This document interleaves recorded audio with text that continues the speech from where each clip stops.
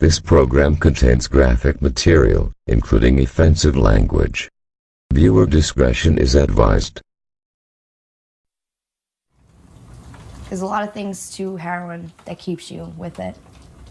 A lot of things you fall in love with. A lot of things you get used to and you don't want to let go of. It's like I just picked up right where I left off. It doesn't matter where I go, where I live.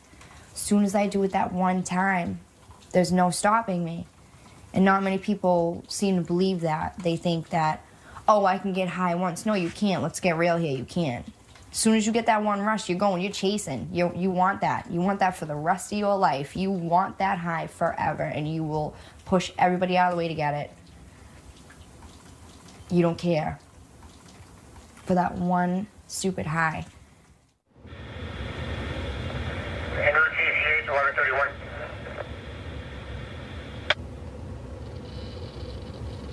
Okay, Hinkley, and what was the cross street?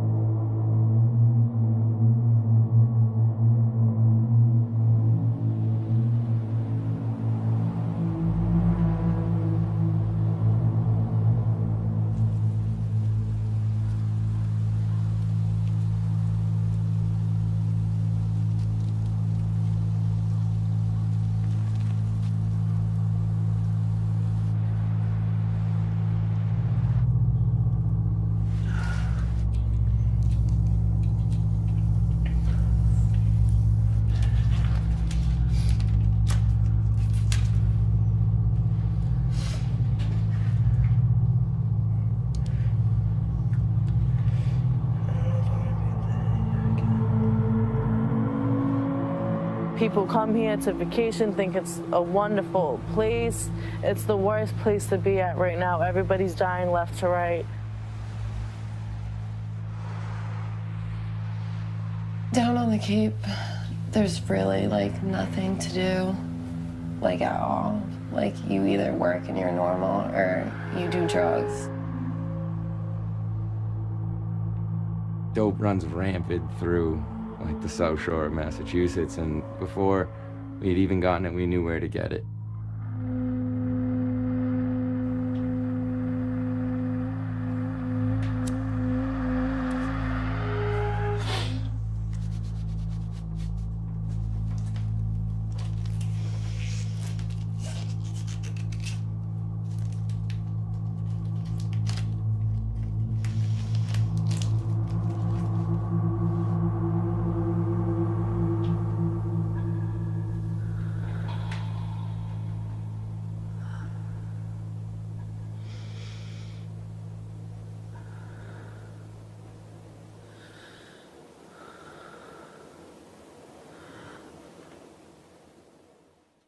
First time I ever popped a pill, I was 14. And my friend got her wisdom teeth out, so I think she had Perks or Vicodin or something like that, and I snuck out of my house. I think it was right before I turned 15, and I ate them. And I remember walking down the street and I wanted to drag my head down the road because it felt so heavy. And I didn't like it. I remember I didn't like it.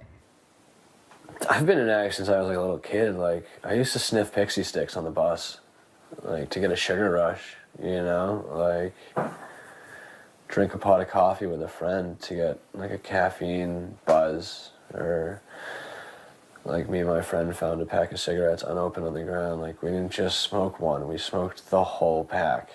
I was 12 or 13 the first time I ever tried smoking weed. I had drank before then at like family functions. It was pretty acceptable to just have like a couple sips of like a Smirnoff or a beer or something. My best friend, Bobby, he's a DJ, and so we would go to parties all the time, every single weekend actually.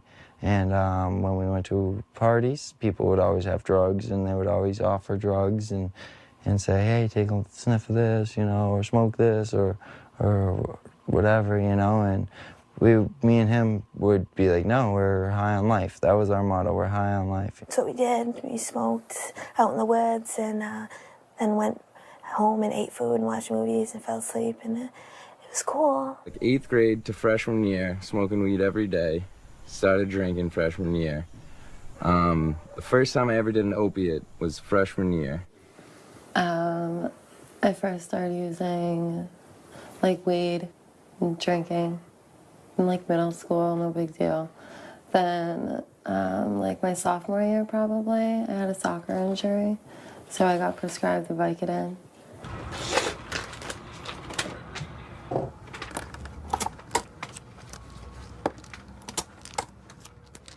The most common prescribed painkiller is Vicodin.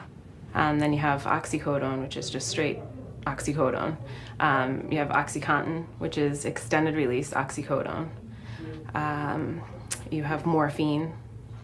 Oxycodone 5 milligrams you would use for, you know, post-surgery, acute type pain. Oxycodone 30 milligrams you would use for chronic, severe pain, end of life type of pain. There's severe overprescribing, but again, I think the doctors are in a tough spot. The majority of doctors are good doctors. They want to help their patients in pain. You have to give the patient the benefit of the doubt. If they say they're in pain, you have to believe that they're in pain. Do they need oxycodone? Probably not. You go to the doctor and she tells you, you know, take this one pill, but whatever you do, don't scrape off the coating, don't crush it, don't abuse it in any way, just swallow it.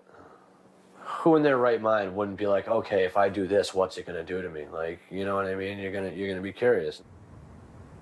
I sniffed it and like the response happened in my brain. It was like I found like the love of my life, the other missing piece, like everything finally made sense. Is like going on a roller coaster, getting to the top, and you start to go to that down, and you're like, your body just, and you get that rush. An opiate basically blocks pain receptors. So you have receptors in your body, and opiates just simple as that, block pain, emotional and physical pain. And your body will stop at nothing until it gets more and more and more of it. From that day on, like I used every single day. Like I stole from whoever I had to steal from. You're gonna go into your parents' room or whoever's living with you and try and find something to bring to the pawn shop. My guitars that I used to love, you know, my laptop, my iPad. So you do anything, literally anything. We would try to do what us girls first, you know, put these guys in some kind of situation where if we grabbed their wallets or their belongings, they wouldn't be able to follow us. Like, for instance, get them naked, so they couldn't run down the street. I'm definitely not proud to say it, but I've definitely hung out with people or led people on or let them like watch me hook up with one of my girlfriends for money.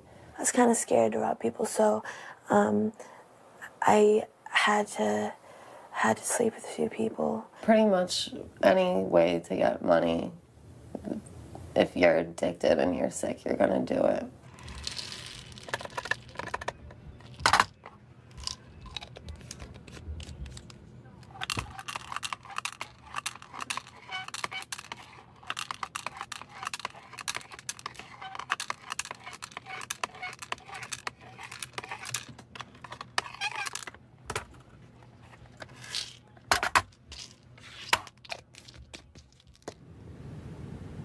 It's getting more difficult to get oxycodone, so it's getting more expensive. So now they're moving over to heroin, which is, from what I understand, is the same high as oxycodone. So if you need to spend $30 for one tablet when you can get heroin a whole lot cheaper, that'll last a whole lot longer, why not?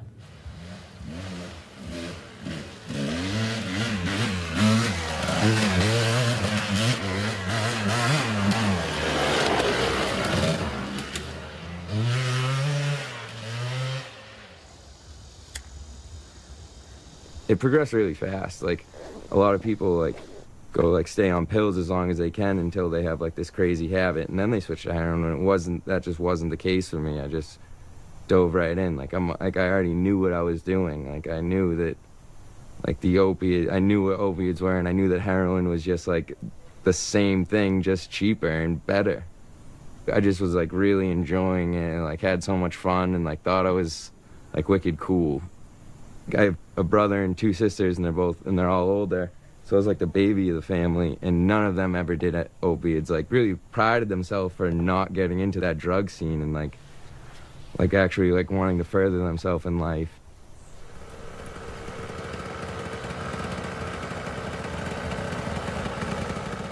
Like, when I really realized I was bad was like, it was the middle of the summer, and I had a long sleeve shirt on, and my brother looked at me and he was like, "Why do you have a long sleeve shirt on? It's 90 out. What are you doing?" And like, I had nothing to say. Like, I hadn't thought of that answer, you know? It was like, oh boy, like, I don't have any sunscreen, I don't want to get sunburned. He was like, "I have sunscreen." He's like, "Take your shirt off." My brother called my parents, and they came walking into my room, and they were like, "Show me your arms right now." And my mom just started crying right away. Like, I just tried coming up with excuses like, "No, like, I was carrying a bunch of debris earlier at work. It's from work, it's from work." And they're like, "We're not fucking stupid. Like, those are not cuts, those are track marks. Like, what are we gonna do with you?"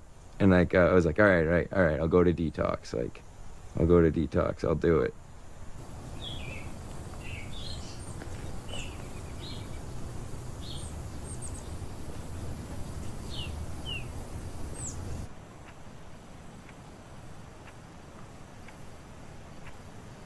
I don't know, it's so hard to just not like obsess over using, and I can't shake the thought. Like, I just always think about it every day. I think about getting high.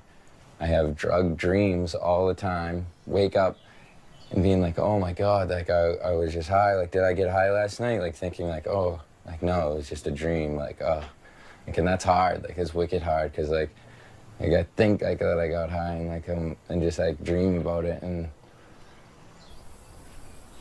I can't shake it. I just can't.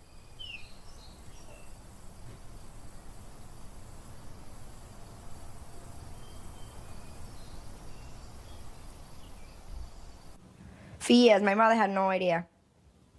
For years. First time I went to detox, I'm like, "Mom, I'm going to detox."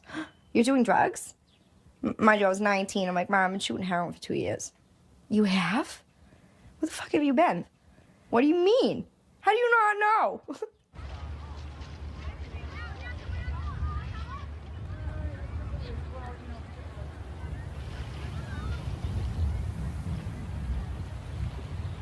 I'm gonna get you. I'm gonna get you. I'm gonna get you. I'm gonna get you. I'm gonna get you. I got you. I got you. I got you.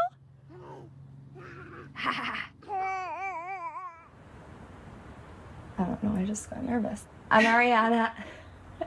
I'm 23 years old. I'm from Falmouth, Massachusetts. I've been clean now for 3 years from heroin and other opiates.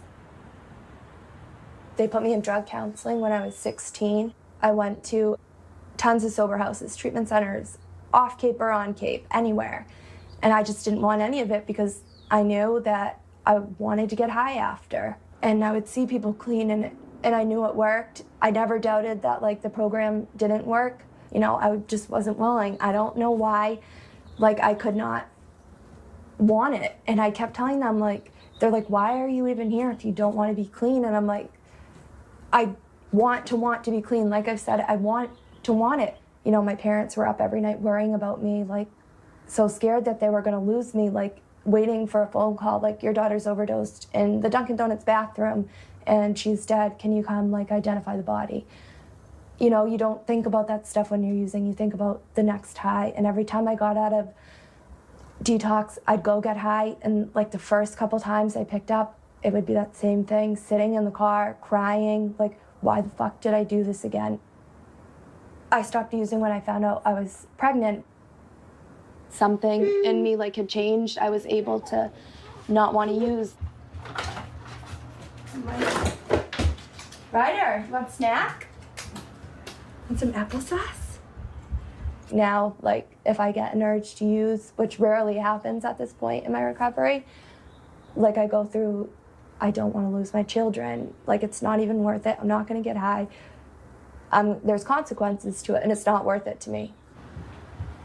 He probably needs a diaper change. Do you want some applesauce?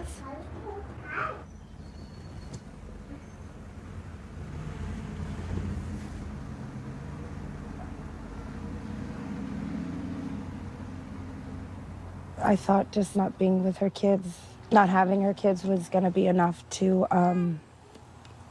make her want to stay clean and be sober, and because I knew how much she loved them. And then when it didn't happen that way, I knew it was pretty bad.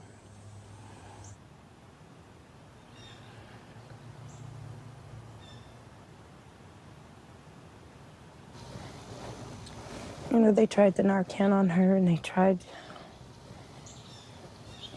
everything, and it just,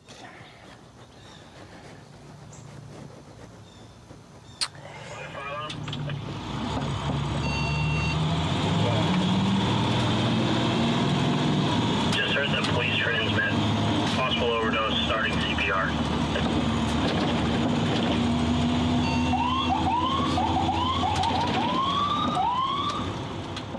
I was always that person, like, I was never scared to try something. I was never scared. There was no fear in me. Nothing was going to happen to me. I would never die. I'm never going to get sick. I'm never going to get addicted. CD25, you're on location with 811. 826 will be in the 2. The syndrome of narcotic overdose, if done by IV heroin, is very, very rapid. So within 30 seconds, if you take an excessive dose, you will stop breathing. You will subsequently lose your oxygen, increase your carbon dioxide, and you'll become comatose and potentially start killing off brain cells within 4 or 5 minutes. I'm going to give you his ID.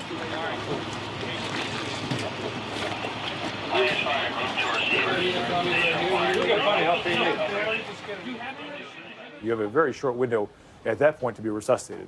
But if that's not reversed very quickly, then you're going to succumb.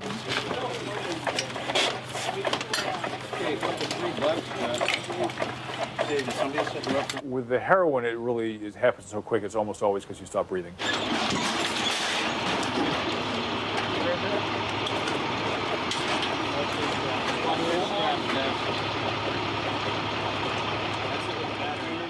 There is obviously Narcan, which can be obtained by paramedics, now police. Bystanders are now having it, where if that is injected either through a muscle or through a vein, that can reverse the effects of the narcotic very quickly, and then your breathing resumes. And hopefully, if it was done quickly enough, then you will wake up and be all right. The doctors told me to stop a couple times. Like, after the first couple times I've overdosed, I just kept dying. Because I always thought, like, they're going to bring me back. They'll bring me back. They'll hit me with Narcan. I'm fine. They'll bring me back. The Narcan is kind of a Band-Aid for the people that overdose in the short term. But again, it's just a Band-Aid. That is just treating a symptom. These people are back on the street 45 minutes later doing the exact same thing. So you haven't actually fixed the problem whatsoever. All the times I OD'd, I'd get right out of the hospital and I'd get high right after.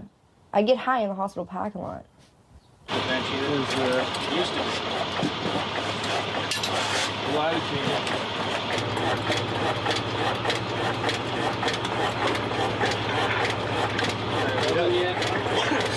organized.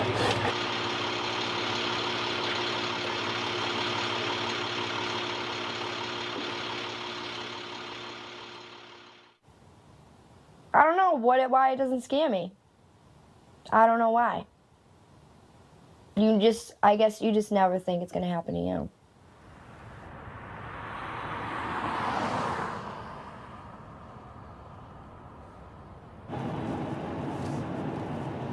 In a quarter of a mile, stay to the right to State Highway 28.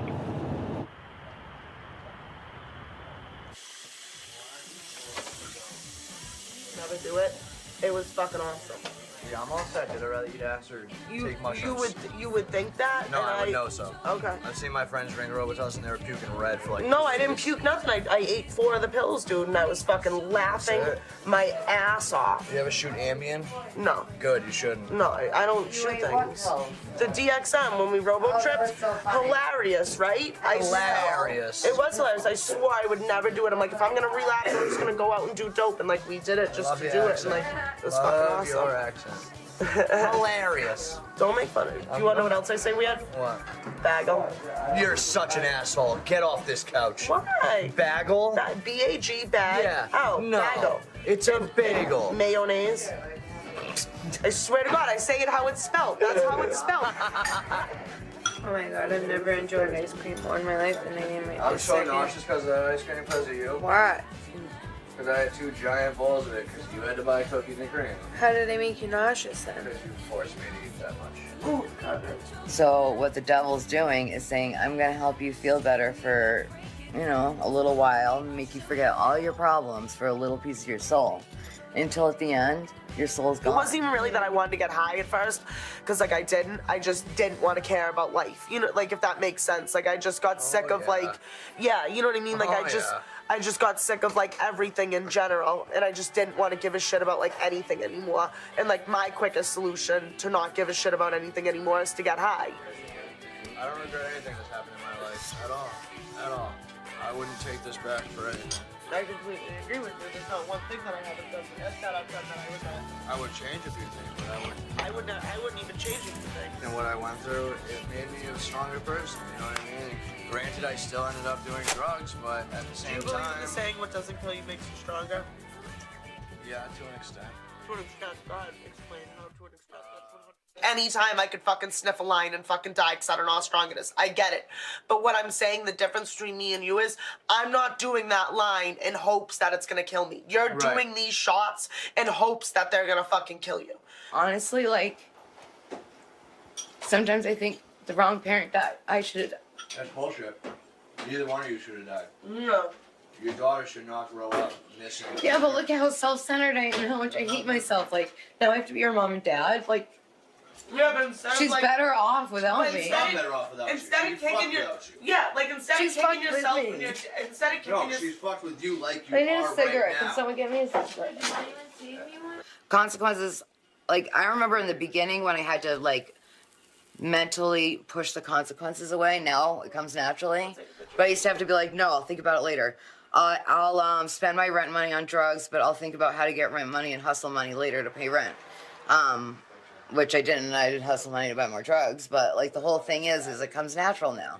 If I'm going to use, there's consequences don't exist. I shut that part of my brain off. No, addiction is not just about drugs. It's not. No. It's like I get addicted to food. I get addicted that to like too, TV yeah. shows. Like, Oh my God, I get Netflix addicted to binges? like habits. You know what I mean? Like certain habits, and it sounds insane, but like I can't go on. It's almost like OCD. Almost. It's like everything in my life becomes an addictive behavior. Because it's one extreme or the other. Yeah. Okay, I have been stealing $200 purses, $200 jackets, $200 like jewelry, watches. Everything I'm wearing right now is stolen. I've had my first threesome with 2 girls and a guy. I've had That's a foursome. No, me. I'm a girl. Another girl and a guy. I've had my first foursome. I've had my first. What, this week? Yep, I've had my second 2 guys and a girl. I've had my first experience with a girl and a second experience with a girl. Like, never done any of these things, like, all in 1 week. I am acting out to the fullest. You think you can get away with anything, I guess. I've never done stuff like that. I've never been the type to steal. I went into prostitution before I would ever steal. I would hurt myself before I hurt anybody else, which is probably really bad, but it pisses me off when I go to see my family and they all hide their pocketbooks. I don't want your fake Louis bag, bro. Like, calm down. I don't want that. I have my own money. Okay, I go dance around a pole for a couple hours. I get plenty of money. Please.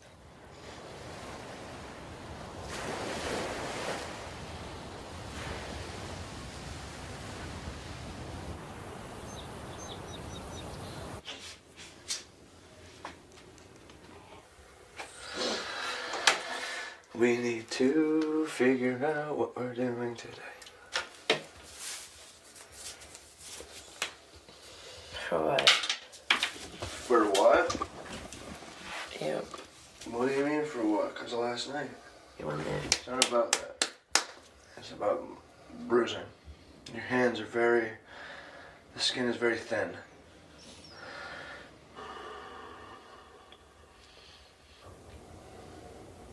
Yes.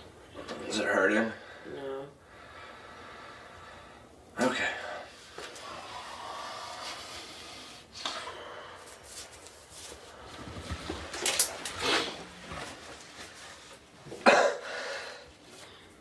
The liquid was on the tip of it.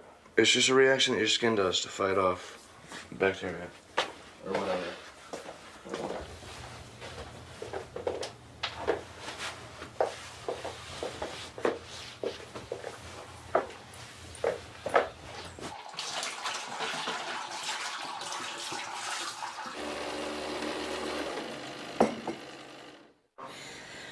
I don't want to associate with anybody. Like, I just, like, want to be with my heroin, with my needle, and that's it. Like, I don't want to, I could care less, like, if I see anybody, or if I can care less. So the people I love most, I avoid.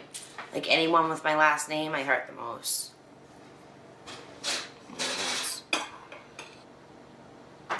It's just an awful, like, and people don't look at it as a disease, but, like, you know, it is. Hell yeah, worked it quickly. It is gonna be a good day.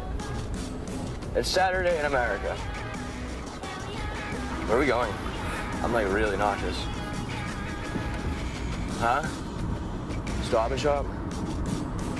I did drugs because they were fun and because it was a way to connect with people. I didn't do drugs growing up because I was depressed or because I was sexually abused or because I have, you know, issues. Like, I might be depressed now because of where my life is, but I wasn't a sad kid.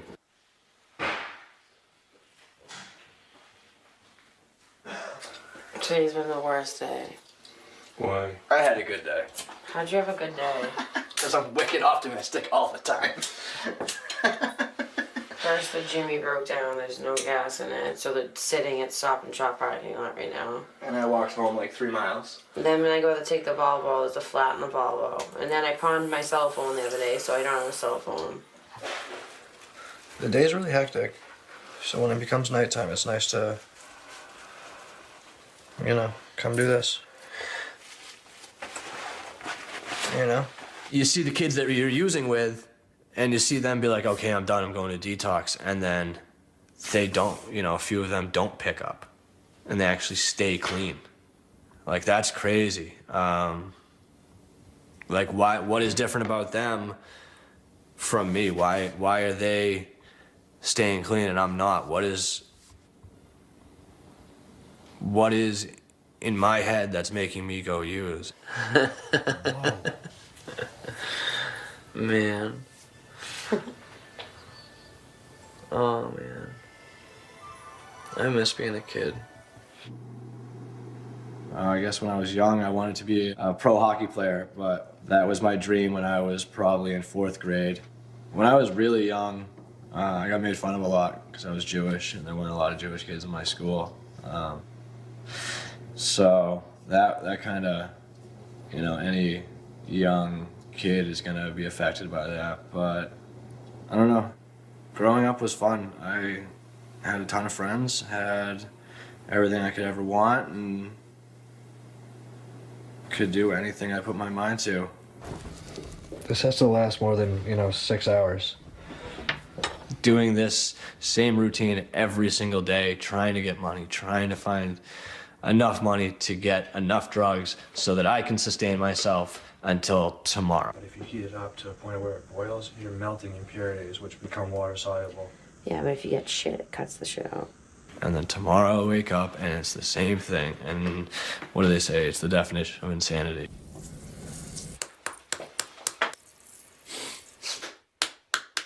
Doing the same thing over and over and expecting different results, right? tomorrow to wake up, to go buy drugs, to get high. I don't expect anything to be different about it. It's always gonna be the same repetitive bullshit. Do it. Every single day.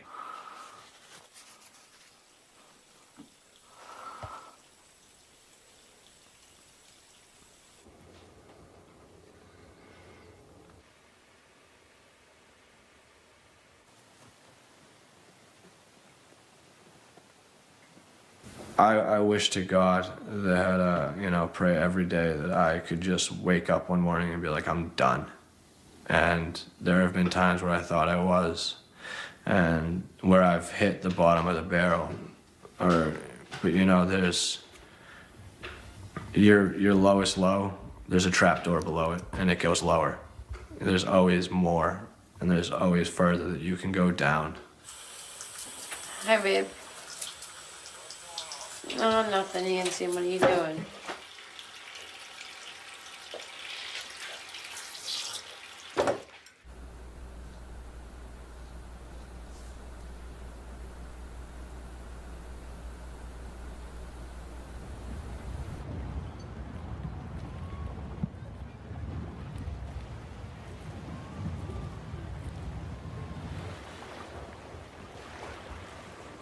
We come together as parents and family members, coping and dealing with our children, our loved ones' addiction. We have some new members in the group, so we're going to start by going around the room, introducing ourselves. My son had a dirt bike accident when he was about 18. He took Vicodins, and probably about 8 or 9 months later, he was shooting heroin. He's been using since the spring of his senior year in high school, at the same time that he was being accepted at every college he applied to. My son was always happy. Oh, my God. I had it all. Mine had it all. He had a whole group of friends. They had the best Corey, life. Sam, and they had a great life skateboarding. Oh my They were God. in sports, hockey, And threw away everything. And my son Sean, it's about 1.5 years ago, I discovered he was using heroin, and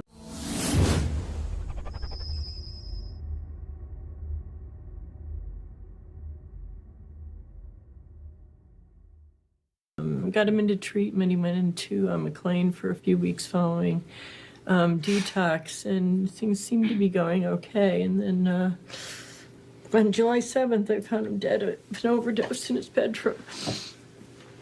8 kids on his soccer team ended up being addicted to heroin. I mean, these are kids that, played sports, that, students, good kids, good families. We were having a family cookout, and Ryan needed a pair of sunglasses really bad. And he got on a motorcycle, went and bought his sunglasses, and on the way home, he was in a motorcycle accident. I hit the back of her car. My head went through her windshield, her window in the back. I broke my bone was sticking. This is all where it came out. And then there's here. There was about 4 or 5 different kinds of medication that I was taking for pain, for antibiotics so it wouldn't get dirty. And I don't know when he decided he had to get something that wasn't from the pharmacy and from the doctor, but that's when everything changed. I didn't think that what I was really doing with the pills was really like doing drugs. But I obviously knew I was doing something wrong. I just called my dad and I said, Dad, I think I'm a drug addict.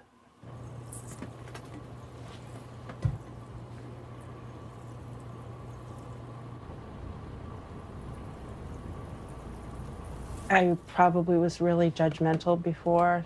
I thought that it only happened to bad kids, dysfunctional families. Our kids played sports. We didn't miss anything. We went to all the practices, all the games. We had supper together as a family. We did all those things. We've got vacations.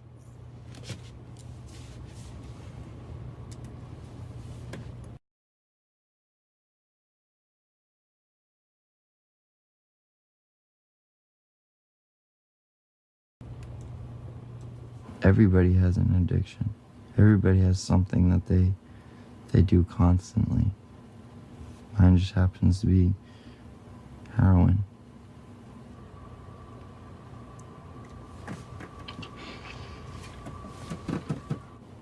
And people always think it's just so easy, just man up and don't do it.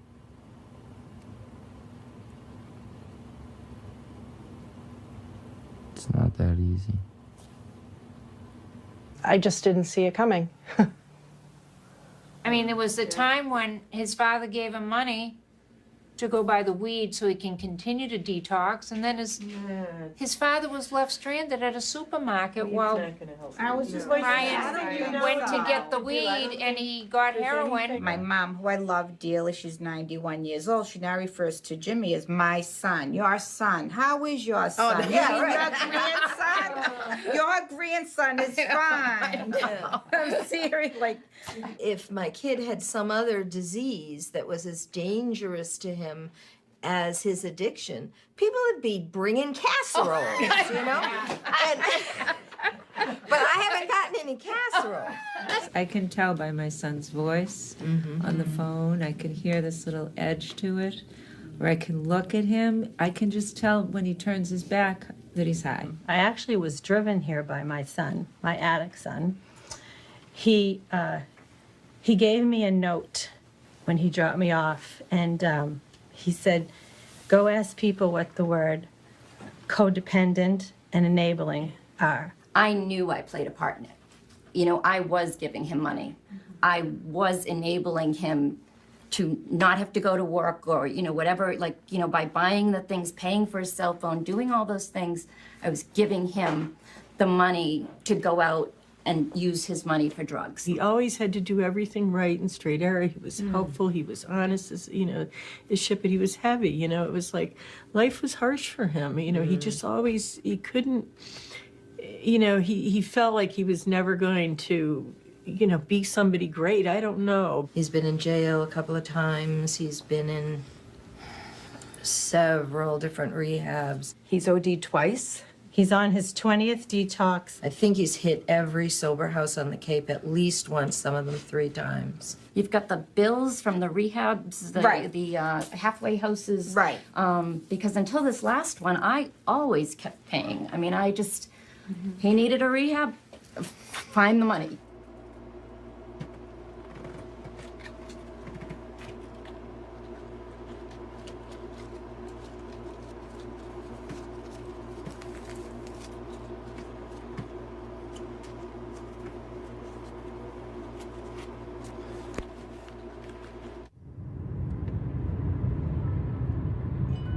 Yeah, you think what I just did was probably like 22, right? What you did? Yeah. Wow. I think that was like 21. Yeah, right. Well, this is what I'm gonna do, right? This is straight to me. Because it's gonna, I told you I'm not getting that much of a check to it. Listen, so I probably have like 0.8 left, right? Probably maybe. Don't want to use drugs. Don't. I hate it. I hate it, hate it, hate it.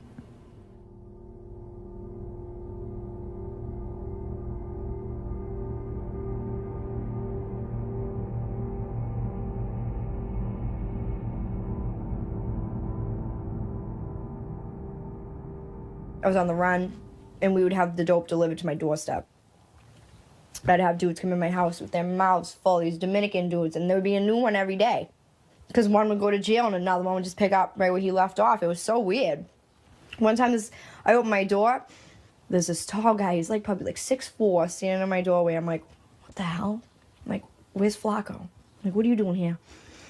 Around comes this other Dominican guy, and his cheeks are full of dope, like dope and coke. And just comes in my house and goes, you see me now. Like, what? That's how it is, like, doing dope. Like, you'll call a dealer and you'll meet somebody random, like, on a bike. Someone else comes out of a car. Like, you don't even know who the hell you're going to see. When I get dope around here, people sound like random-ass people out to sell me bags. I'm like, who the fuck are you? Who are you? It's weird.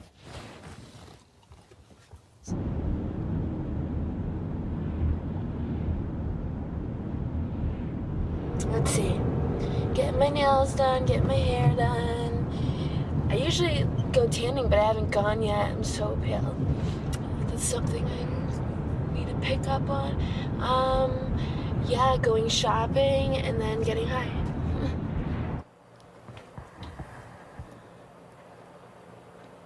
I was a really, really happy kid. My parents were great. They were amazing. They loved me, only child. We lived in a little cottage, and things were great. But when I was 5, they got divorced. But it didn't really affect me. My mom and I, bounced around, and I was still happy. I was a happy kid. I didn't play any sports or anything. I was more into, drawing and guitar, and creative stuff like that. All right, babe. Let's go give you.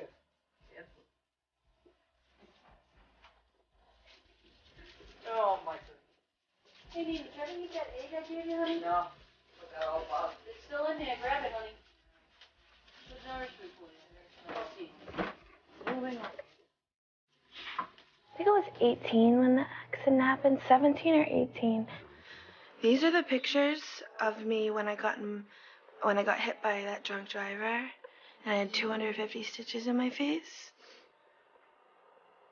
It lacerated my face, all up here, around here. I ended up having to get med lifted to Boston because Falmouth Hospital didn't have a good enough plastic surgeon, and I was just in shock, no words. I remember getting wheeled down the hospital, and every so often there'd be maybe one of those corner mirrors, the round ones, and I would see my reflection. It would just be like a monster. And right at that point, I decided that I was not gonna look at my face. Yeah, the bottom ones are good. I'm gonna let this one sit.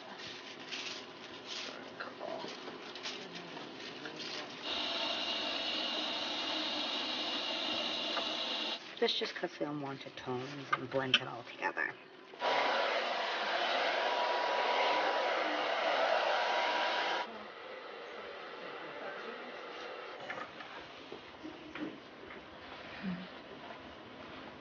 Thank you, guys. You're welcome. It looks great. I'm glad you like it. So they kept me for a few days and sent me home with a script of Percocets and Dilaudid, and went home, and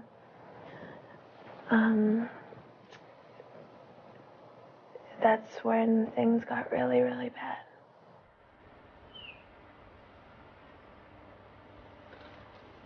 I couldn't look at myself.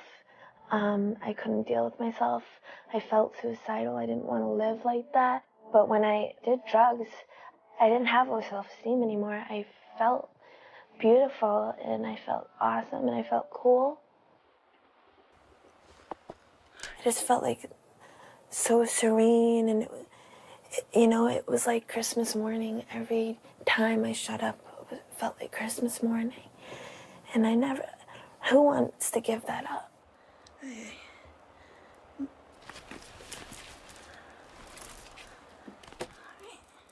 Disrespect. One of the times I OD'd, they brought me to the hospital in an ambulance, and I'm laying there, and I'm wicked paranoid because I had 3 warrants, and the cop keeps staring at me. So I'm telling the nurse, I'm like, when am I going to get out of here? I need to leave here. I had no shoes on, nothing. I'm like, I have to leave here. Can I make a phone call? The lady was so disrespectful to me. And she said something to me it's because of people like you that I'm like this. And I fucking snapped because I'm not scared to tell you all about yourself. You're going to disrespect me in front of other people in the middle of a fucking hospital? You think I'm not going to say something to you? What, because I have a drug problem? I could be your daughter. Don't disrespect me like that.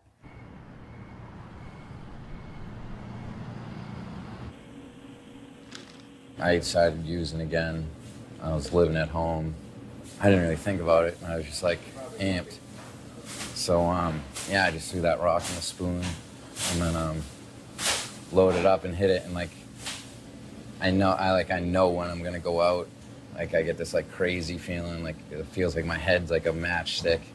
I mean, it just feels like it's on fire, and get these crazy pins and needles across my chest. My mom was in the other room. I guess she heard me wheezing or something like that. So she came in and was like, "Oh fuck!" holy shit, and they called paramedics. My brother-in-law is a Plymouth cop, and he was just like happened to be on duty like in the neighborhood, and was one of the first responders to show up. So like when I came to, I was like came to of him like in my face, like, where has it been? Like, where's your shit? Like, where's your shit? And I'm like, what are you talking about? Like, I'm clean, I got 30 days. And he was like, yeah, well, we just Narcaned you 3 times and you just woke up, so where's your shit? Like, I know you got high. So like they load me up on a stretcher and they're like taking me outside. And like when like we went through my living room, like my mom was standing there like just like had this like look in her face, like she just saw a ghost, and was like bawling her eyes out, and like just like gave me this look I'll never forget. It was the worst. It just like broke my heart. Like what am I doing? You know what I mean? Like I know that like it's life or death, and like, you know, like I don't really know. I mean, I'm not like completely ready to be clean or sober, you know what I mean? And I miss like the chaos of like, you know what I mean? Like running around, copping dope, selling dope, you know what I mean? Like hitting plays, like robbing people and then like running from the cops or something, you know what I mean? Like it's just like a rush, like. And then my life is so boring now. I feel like I just like go to work, come home, go to a meeting, like come back, sit in my house, play video games, like make dinner, go to bed, you know what I mean? It's just like, I don't know, it's like boring.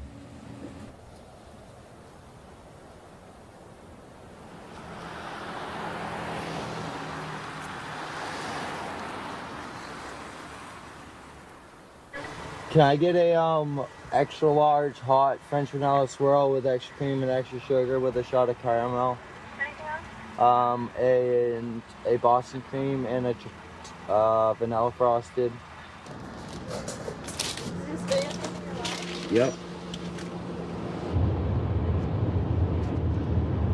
Alright, well, I don't know. I would never fucking rob you. I swear to God. I have no intentions whatsoever. I like do this just so I can, I'm just doing it right now so I can get enough money to get a car. If you're coming to visit Cape Cod and you're in bed by 10 o'clock, you're not gonna see, you know, the guns and the knives and stuff like that. If you happen to be at a gas station and you see somebody drive in, like as you're pumping your gas, somebody drive in and drive off real quick, if you don't know what drug dealing is all about, then you're not gonna know that that was a drug deal, you know? Second of all, I do have a prescription. Hello? I just have to stop and meet up with somebody real quick, and then I can swing by. What did you need? Usually we give you like a 0.7 for $100, so like how's $90 sound? The drug dealers around here are all, it could be your neighbor, you know, it really could be. I've dealt with 60-year-old ladies. Do 80? Well,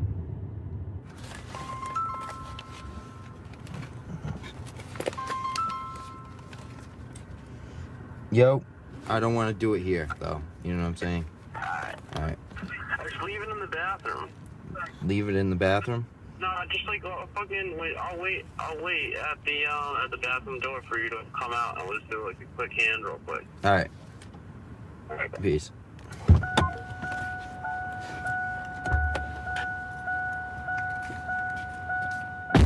Don't be afraid to call me. Like I don't care what time it is. I don't care like anything. Like if you're down in the dumps and you need to talk to somebody, just like you can always call me. Okay. Good luck. Thank you. Anybody can be an drug dealer. Girls have offered themselves to me, and to get drugs, you know, which is basically the same thing as prostitution, but like.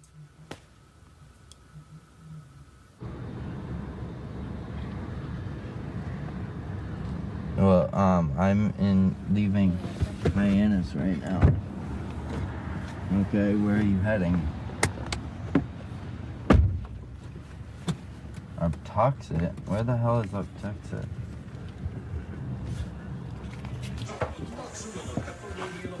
You know what? I want to get pizza. I'm gonna eat something. I think that's why parents are scared, that their kids are gonna die, like, and they're gonna lose their kids if they kick them out. But if they kicked me out, I'd probably be doing a lot better than I am today, to be honest, you know? I've told them this. I never ever smoke weed. I didn't even smoke like half of it. This is tough. Colin said he didn't cut it, but you should put that in there right now. It should already been in there. That's way too long. Fuck. Why do they have to make a drug that makes you feel good? Opiates don't stop the pain. They make you feel good so that the pain doesn't hurt. It still hurts, but you're happy that it hurts. Hold that. Flex.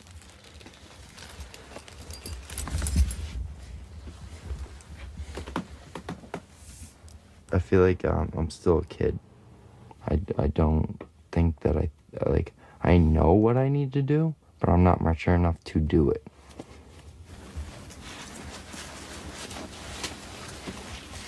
Why raise your arm? I never do that. Because it makes it go back to your heart faster. I got mad fucking different. I got 2 different kinds. What's Xanax? Yeah, Xanax and Klonopins. I regret it 100%, but I can't take it back, and that's what I guess is keeping me going, is that I can't take it back, and I just keep going. Might as well just keep on going. The rush wasn't that great. Like I was saying, the stuff before you guys got, I thought was so much better. Like rush-wise, 100 times better. It was, definitely. I guarantee you. Wait.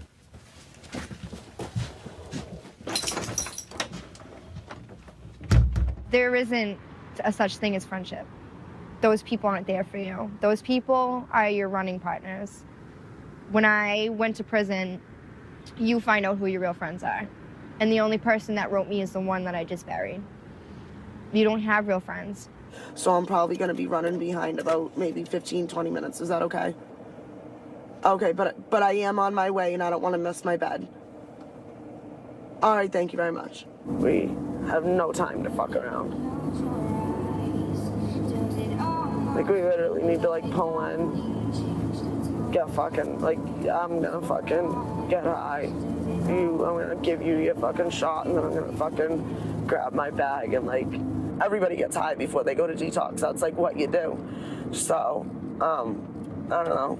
It's, like I said, it's kind of just a freebie, and, like, I really want to, so I'm going to. Like, I'm stressed out beyond fucking... Yeah, but you were just gonna wait 45 minutes for Riley.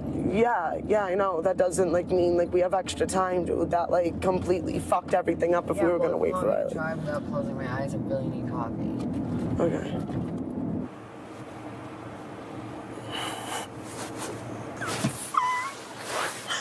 Like, there's no fucking way, dude. I'm gonna make it in fucking time now. Fuck off!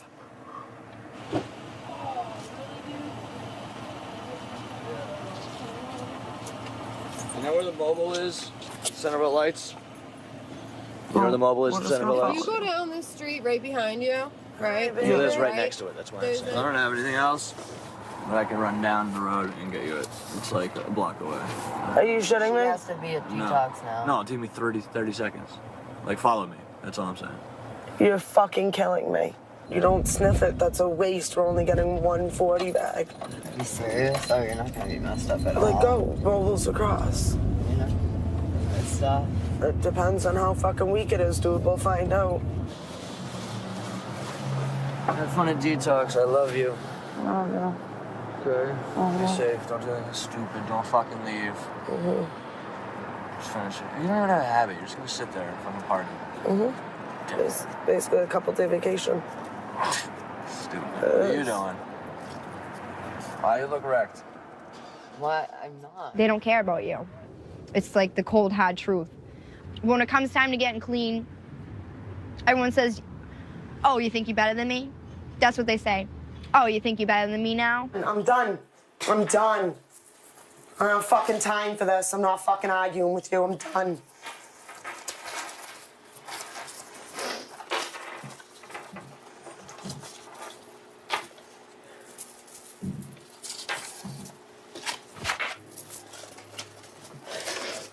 Don't do all of it, because, like, you don't have an arcade and I'm not going to be here. I do have an arcade. I'm not going to be responsible for your fucking death. Fine. I was already deep shit when she came. Yeah, Shannon, because of your actions, dude. Like, stop trying to blame it all on me. So you know what? When somebody tells me don't cause any more trouble here, I'm not going to cause any more fucking trouble here. I had no control over that. Okay. And then when they came running up the stairs, and I was like, stop it. Well, good. Then maybe you won't relapse again. Well, good. And maybe Yeah, you it's a won't fucking fucking lie to great everybody, thing that my keep life using sucks. and make them think you just relapsed. Solid You've been fucking using friend, this whole dude. time. Solid friend. Yeah, I know. Because we're both solid friends. Actually, I Did you am. take the needle out of there? I am. No, I didn't. Then if we're not friends anyway, I told you how I really feel about last night. I think you called Joey for attention, and that got me in trouble. Yeah, that's exactly why I called him for attention. I know, You because you know you can handle yourself, nailed it especially right against on the someone like fucking John. head, dude.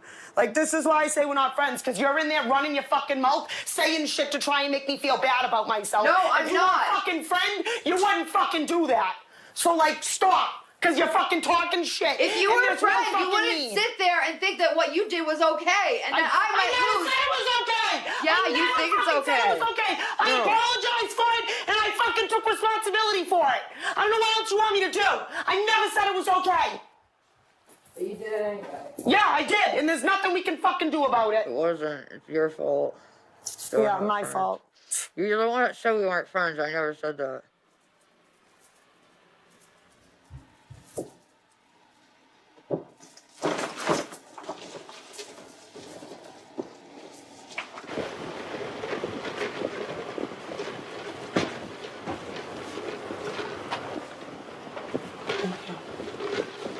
Hi.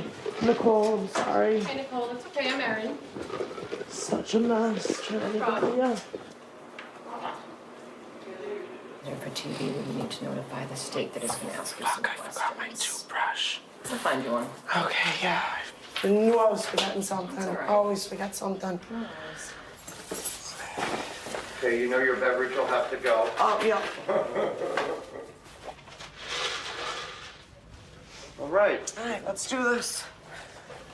Thank you for everything, Aaron. Thank you. The friends that have really successfully gotten clean, I can count on one hand. Most of them die.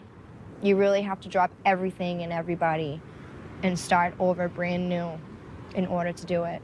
And it's really, really, really hard because you feel so alone and you're all by yourself just trying to better your life, and sometimes you can't find a job and you can't find people you like to hang out with, and you realize that everyone's always out drinking and having fun, and you can't do that. So it kind of beats you up a little bit too. No, the night before that.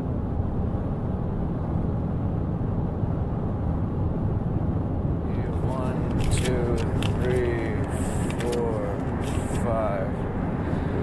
It's like, 50 dude, I'm short. going through fucking PWs. I cannot talk. So we definitely went to detox.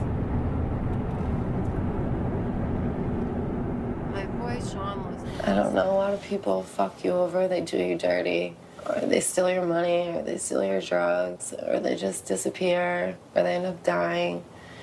So running with Dan, it's not really anything new. It's just somebody new. Bro.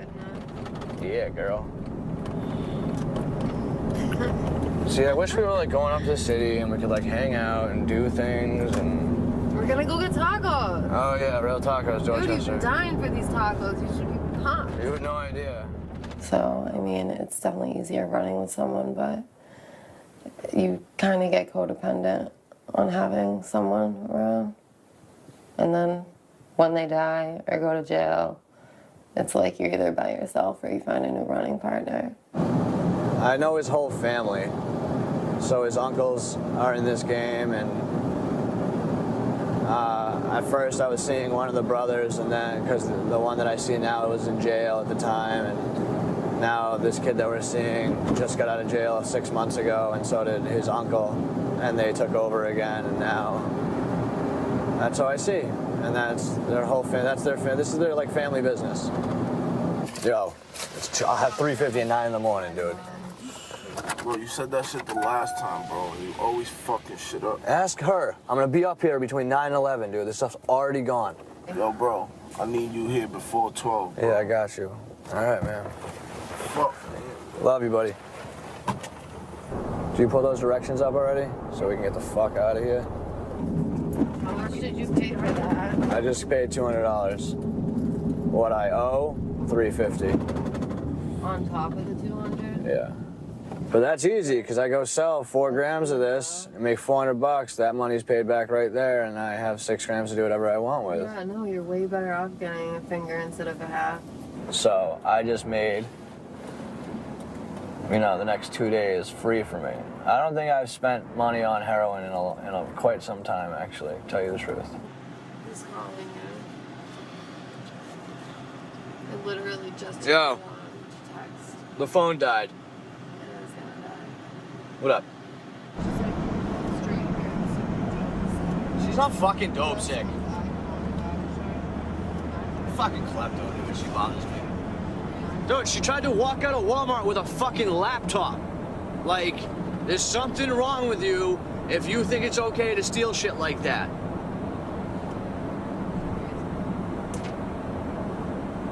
Oh, that fucking girl, dude. Can you come straight here? I'm dope sick. Text her and be like, how about you get more money and I'll come straight there. Fuck. Oh, my parents are gonna kill me. They're gonna be like, you're a drug dealer? Like, what the fuck?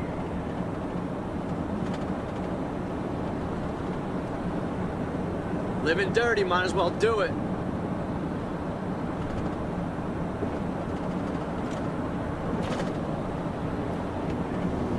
Blue eyes, you can always tell who's high or not. But still. Crystal used to get like a little bit high and she would look destroyed. I know, my eyes always give it away. My eyes get so pinned so they always look way bluer than they are. Right. I wish they would look that way permanently. Your eyes are beautiful. I love your eyes. Thank you, though. My favorite thing in the world is waking up to you in the morning. And getting to look at your eyes. Thank you.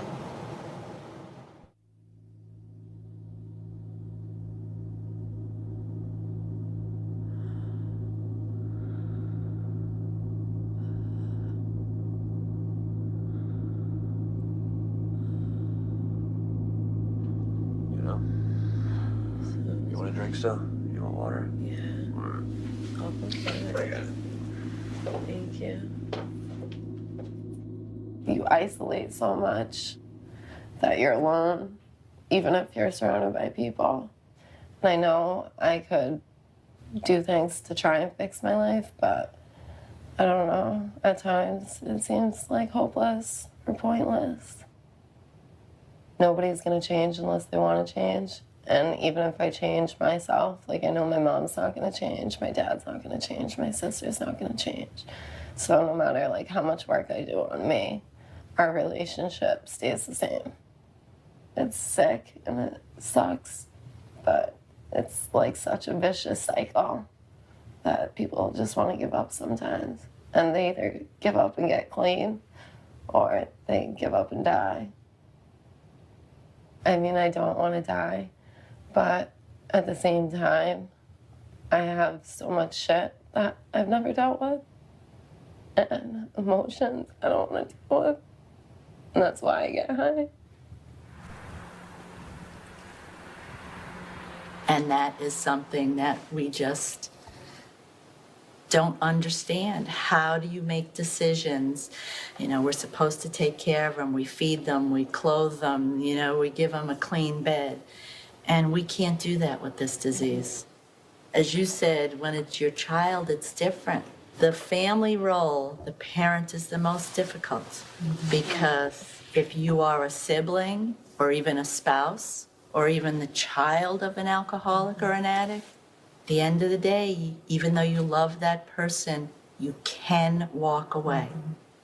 But as a human parent, we are going against every instinctual grain of who we are to get our kids healthy, because our role as a parent is to take care of our children. And with this disease, we can't. We have to make some really tough choices, and sometimes the outcome is really bad.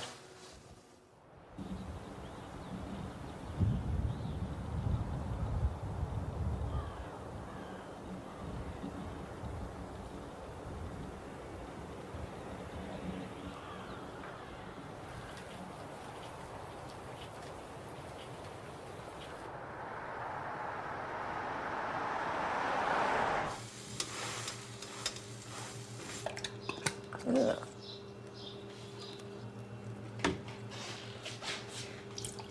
Oh, oops.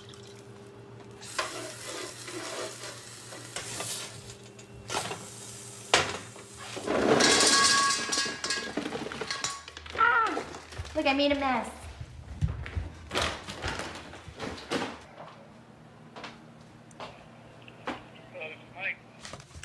So I was working at a sleazy strip club in Boston. So I'm just out there turning tricks, just making money, getting high. And I was getting so high that it didn't even faze me. And that was the world I got sucked into. I never got sucked into the breaking and entering, the home invasion, the stealing from my parents. I never got into that. I got into destroying myself and my self-esteem and losing my self-respect in order to keep my habit. But I stayed high. I have to get clean. I have to really do it this time. This shit gets harder every fucking time. I'm gonna be 23 and I feel like I'm in my 30s. Like, I feel aged. I'm fucking tired. I'm tired of the lifestyle. I'm tired of the game. I'm tired of fucking calling dealers and waiting for them to come. I'm tired of anything. I'm tired of getting high. You know, all I have is my dad that I have to lie to because I don't want to hurt him and make him worry. Just a lot of guilt. I'm ashamed, and I think everybody sees my arms. I feel like everyone sees them everywhere I go. They're always looking, or like, and people at Dunkin' Donuts even look. I feel like everyone's looking at me. Everybody knows. You know, I'm a good girl. Like, I don't know why I do this to myself. You just become so lost.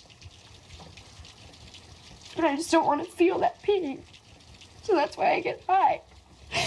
And I know people, you know, that's just an excuse, but fuck you, I don't want to feel it.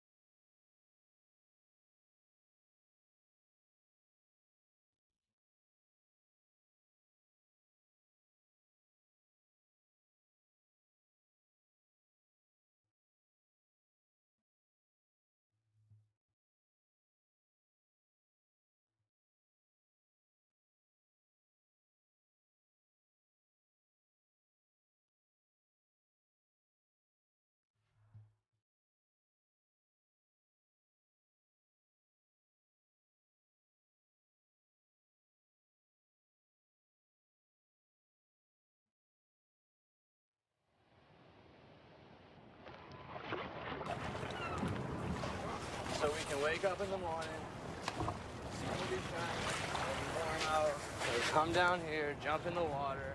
I know it's extremely stressful and it breaks my parents' heart, and all they want is the best for me. And for me to keep screwing up is extremely hurtful. Last night, that pissed me off. What? You asked Matt for that last night. For what? It's like when somebody's mad at you, you're like, oh, whatever, you're mad at me. But when they give you like the we're disappointed in you, like we thought you were doing well, like that's the most painful thing in the world to hear from your parents. But at the same time, they don't get it. You know what I mean? They never will. So they only get as much as what they pull away from these meetings. But until you're an addict, you'll never understand fully what goes through our heads.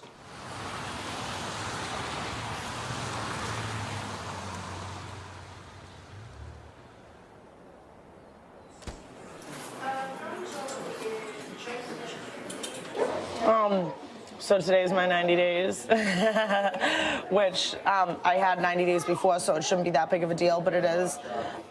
Just because it's like I said, the most quality, like I don't call it clean time, I like to call it recovery time, because like it's the most quality recovery time I've ever had. It's basically the fact that like when I went to detox this time, I knew what I wanted. I wanted to be clean. I wanted to get back to work. I wanted to get back to meetings and seeing my friends that genuinely care about me, that aren't gonna get mad at me because I'm not giving them their drugs as soon as they want them. You know what I mean? Which is like essentially what happened with me and Shanna in that fight. But yeah, so I knew what to expect, and I knew that like it's worth it. It's worth every minute of it. 100% it is. Yeah, I have no complaints. You know what I mean? Like that alone speaks volumes for like how good my life is right now. If you were filming me or like you talked to me, whatever, like 2.5, 3 years ago, like I would complain about anything in the world. Like I would complain that like the wallpaper's too white and like this table's too tan and like this food's too Chinese. Like doesn't matter what it is, I'll complain about it. And now I don't complain about anything. Like I'm literally grateful for like the white walls and the tan table and the Chinese food. So yeah, like I said, it's hard to complain about something when you're too busy being happy that you have it because you went so long without it. So yeah.